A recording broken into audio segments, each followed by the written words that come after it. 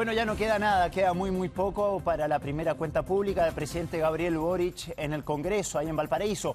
Y para profundizar en lo que será esta ceremonia, nos acompaña Alejandro San Francisco, doctor en Historia y director del Instituto de Historia de la Universidad de San Sebastián.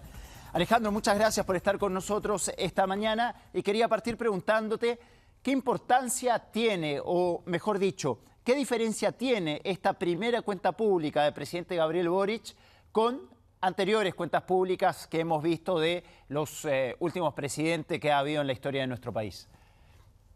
Muchas gracias, Roberto. Mucho gusto, Karina. La verdad es que esta cuenta es un hito republicano muy importante. Por un lado, se da cuenta al país del estado político y administrativo de la nación, y por otro lado, los gobernantes tratan de fijar rumbo. A mí me parece que la mayor diferencia que tiene la cuenta pública del presidente Boric respecto a los gobiernos anteriores es que se da en el marco de un proceso constituyente, de manera que la noticia más relevante no es lo que ha hecho o ha dejado de hacer el gobierno, lo que proyecta realizar en los próximos años, sino cómo se va desarrollando esto dentro de un cambio de paradigma institucional en Chile que es muy relevante. Y me parece a mí que es la diferencia fundamental en lo que tú preguntas. Alejandro, buenos días. Entonces, se esperaría una alusión directa al trabajo de la Convención Constitucional, ¿no? En términos del reconocimiento a esta institucionalidad. Es muy difícil que sea eludido el tema de la Convención Constituyente y el proceso constitucional, más aún cuando el gobierno ha dado distintas señales a partir de enero, febrero aproximadamente, antes de la instalación, de que el éxito de la convención y particularmente del plebiscito de salida era una condición de posibilidad del éxito del gobierno del propio presidente Gabriel Boric. Y a medida que ha ido pasando el tiempo, se han ido cerrando etapas dentro de la convención. Evidentemente la noticia ahora es cómo se va a enfrentar ese plebiscito de salida, y en ese sentido la propaganda que ha iniciado el gobierno, las críticas que ha recibido, tienen una lógica que es muy distinta a la mera elaboración del texto y tiene que ver más ya con la campaña, con los eventuales resultados y con la proyección futura de la eventual nueva Carta Fundamental de Chile. Alejandro, bueno, justamente ya que estamos hablando de la Convención Constitucional y el futuro plebiscito, te quería preguntar, se lo está acusando el gobierno desde sectores de oposición sobre intervencionismo electoral, sobre todo después de la aparición de ese video. ¿Eso podría comprometer o comprometer los dichos que pueda tener el presidente durante esta cuenta pública? ¿Podría ser que tal vez no se aborde de la forma que el mismo presidente quisiera el compromiso que tiene el gobierno con este proceso constitucional? Algo de eso hay. Lo que ocurre es que todas las cuentas públicas tienen un libreto conocido de salida. El sector oficialista dice que fue una cuenta muy maciza, muy contundente, que hubo 3, 4 anuncios relevantes para la ciudadanía, y la oposición por su parte destaca aquellos temas que o fueron omitidos o tuvieron poco énfasis dentro del discurso, de manera tal que yo creo que ese debate va a existir igualmente.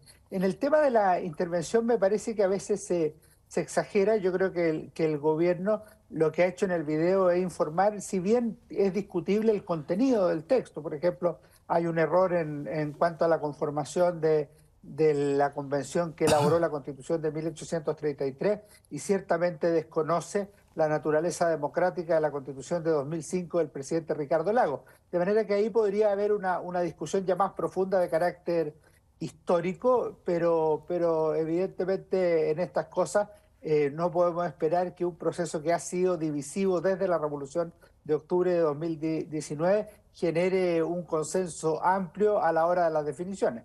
Ahora, si evaluamos a nivel histórico estas cuentas públicas, también hay cambios que se están aplicando en esta oportunidad, Alejandro, ¿no? En términos de la diferencia que antes esta cuenta pública se hacía el 21 de mayo, que además la cuenta pública, por ejemplo, no estaban invitadas organizaciones sociales, y en esta oportunidad sí se ha querido dar un sello ciudadano y se ha invitado a organizaciones sociales, sindicales y gremiales. ¿Hay un cambio, hay un sello que está tratando de imprimir también esta administración a este tipo de instancias? Efectivamente, las cuentas públicas han ido cambiando en el tiempo. En el siglo XIX se hacían los 1 de junio, de acuerdo a la Constitución del 33. La Constitución de 1925 fue la que estableció el 21 de mayo, la fecha que tú señalaste, y la razón fue la gesta, obviamente, de Arturo Prat en Iquique. Entre 1974 y 1989, el general Pinochet daba sus cuentas públicas el 11 de septiembre, que tenía un doble sentido. Por un lado, conmemorar la fecha y por el otro lado, dar la cuenta anual. En 1990, por la Constitución del 80, se restableció la fecha 21 de mayo y desde el 2017 volvió a 1 de junio. Los gobiernos efectivamente ponen cierto énfasis.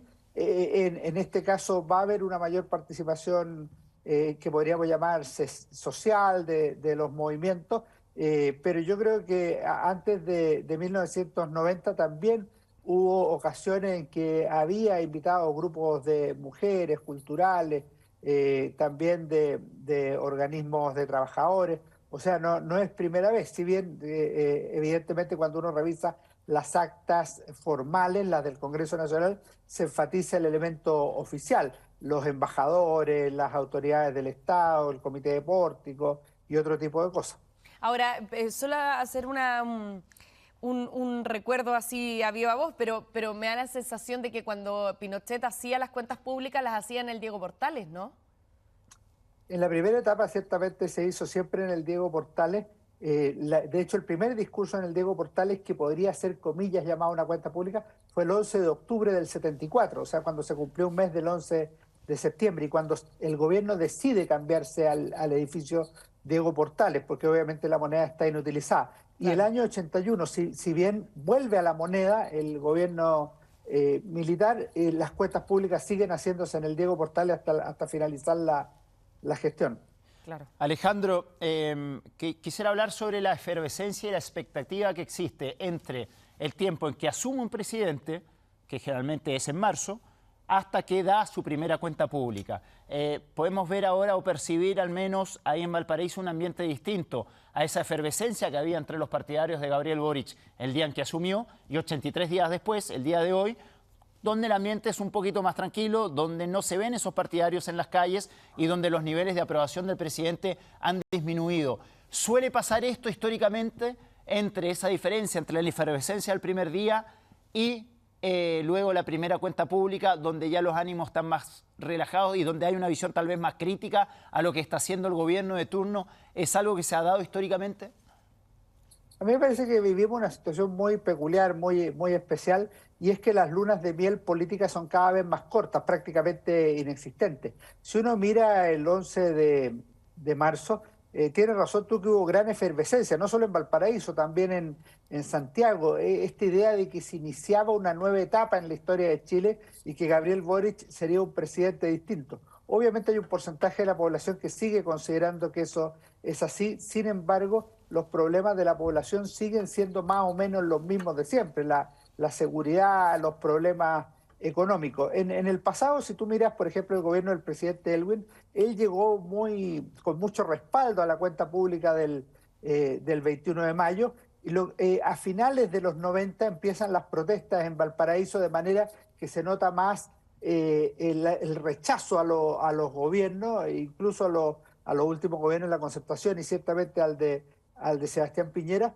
que el apoyo que podría haber existido. Entonces ha habido una evolución en este sentido, pero la pérdida de respaldo popular que se ha notado en estos 2 meses y medio es algo ciertamente inédito, considerando que el presidente el 11 de marzo marcaba un 50% de apoyo en la gestión, no en la gestión, en la figura del presidente, y solo un 20% de rechazo, y hoy día las cifras se han invertido, no a esos niveles, pero sí con una clara primacía de la desconfianza por una parte hacia el gobierno y del rechazo más que del apoyo y la confianza hacia el presidente de la República. Alejandro, ¿es posible que el discurso y la cuenta pública del presidente Boric sea también una plataforma para que el presidente haga ciertos guiños, por ejemplo, al empresariado, que después se criticó que para el cambio de mando no lo habían invitado, ahora los invitaron?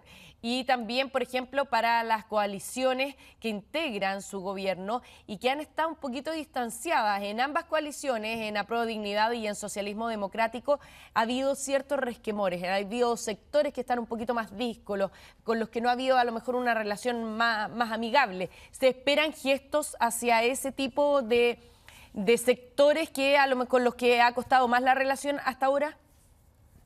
Yo creo que se pueden hacer gestos, pero no hay que olvidar lo que es la política. La política es un asunto de de poder. Y en el caso de los partidos que se sienten desafectados, la solución pasa por integrar el comité político, por ejemplo, por tener una mayor relevancia en las decisiones, por el trabajo prelegislativo del cual se ha acusado al ministro que lleva las relaciones con el Congreso. O sea, el problema pasa a ser otro más que los guiños. Y en el caso del empresariado, pensemos que la economía chilena es una de las más abiertas del mundo, que tiene tratados internacionales con numerosos países. Los empresarios chilenos son recibidos en Estados Unidos, en Europa y en China, de manera tal que un guiño diplomático no les cambia la vida. Lo que se requieren son condiciones de inversión, de seguridad jurídica y de otro tipo que hoy día no están. Si tú lees la prensa de esta mañana, por ejemplo, o si la gente mira la prensa de esta mañana, el nivel de confianza empresarial está en el nivel más bajo que de los últimos tiempos. Entonces el problema pasa a ser otro, no es un tema solamente de relaciones humanas, que siempre es bueno que sean de calidad, estrechas, cercanas y que se puedan decir las cosas con confianza, sino que más de fondo. Bien, Alejandro Sanfrancisco, académico de la Universidad San Sebastián y Universidad Católica, doctor en Historia y director del Instituto de Historia de la Universidad San Sebastián. Muchísimas gracias por estar con nosotros esta mañana, aclarando un poco algunas dudas y poniendo en contexto esta cuenta pública, la primera cuenta pública del presidente Gabriel Boric, en un par de minutos más. Muchas gracias. Gracias, Muchas gracias a Alejandro. ustedes, que estén muy bien. Chao, chao. Gracias. 8 de la mañana con 44.